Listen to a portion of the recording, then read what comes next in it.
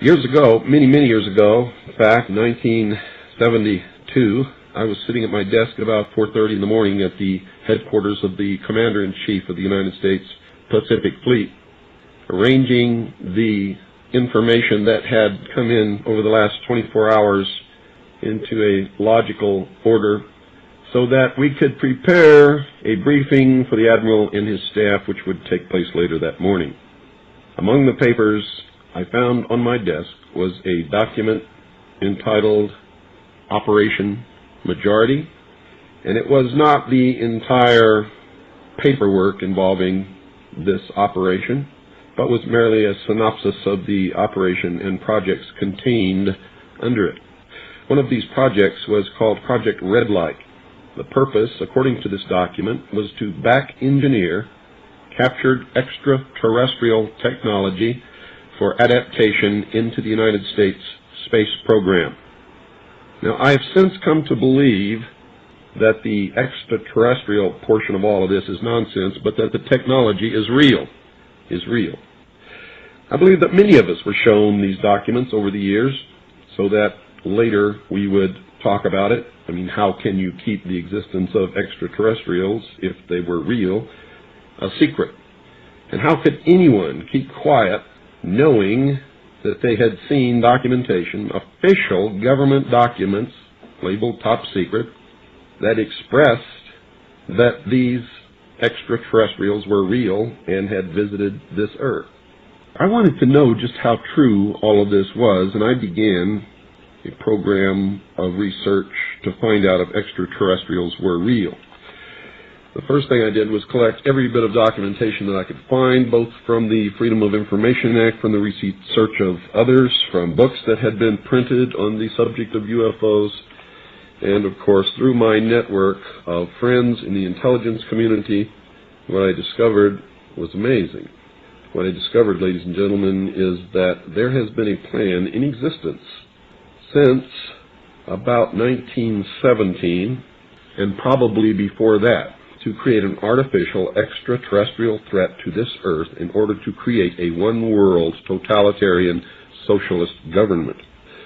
One of the first documents that I found in my search was this one, the Imperial Japanese Mission 1917, a record of the reception throughout the United States of the special mission headed by Viscount Ishii. And when the Imperial Japanese Mission was in New York City, they had a dinner, and some pretty famous people spoke at this dinner.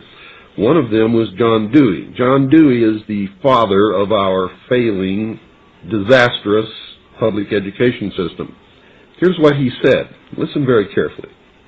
John Dewey, professor of philosophy in Columbia University, who was the next speaker, was listened to with great intentness. He said, quote, "Someone remarked that the best way to unite all the nations on this globe would be an attack from some other planet. In the face of such an alien enemy, people would respond with a sense of their unity of interest and purpose." Unquote. Now, bear in mind, folks, that's 1917. One of the next documents that I found, and I found quite a few, but one that's pretty important, is called the Report from Iron Mountain, the probability and desirability of permanent peace. Now, I encourage you to find this book, wherever you can find it. I don't know where you can get it, but find it. Page 66. Credibility, in fact, lies at the heart of the problem of developing a political substitute for war. This is where the space race proposals, in many ways so well suited as economic substitutes for war, fall short. The most ambitious and unrealistic space project cannot of itself generate a believable external menace.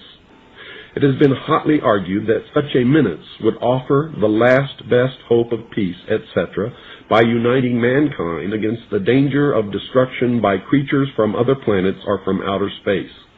Experiments have been proposed to test the credibility of an out-of-our-world invasion threat. And it continues on another page. Nevertheless, an effective political substitute for war would require alternate enemies, some of which might seem equally far-fetched in the context of the current war system. It may be, for instance, that gross pollution of the environment can eventually replace the possibility of mass destruction by nuclear weapons as the principal substitute for war.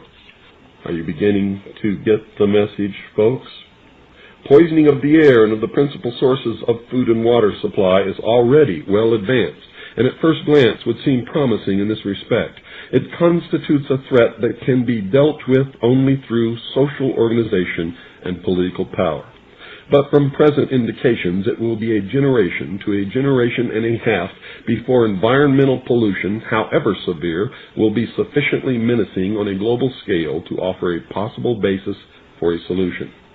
However unlikely some of the possible alternate enemies we have mentioned may seem, we must emphasize that one must be found of credible quality and magnitude if a transition to peace is ever to come about without social disintegration. It is more probable, in our judgment, that such a threat will have to be invented rather than developed from unknown conditions. Ladies and gentlemen, they have created so many alternate enemies in order to bring about their one-world totalitarian socialist state that we don't know which enemy to believe is real or is false, or whether to just toss them all out on their ears. And I think that that is probably going to be the best solution. Disarmament is no accident. All of these bills in Congress to take away our weapons is no accident. The intentional environmental pollution of our lakes, rivers, streams, oceans, forests, everything is no accident, as you just heard. These things were planned many, many years ago.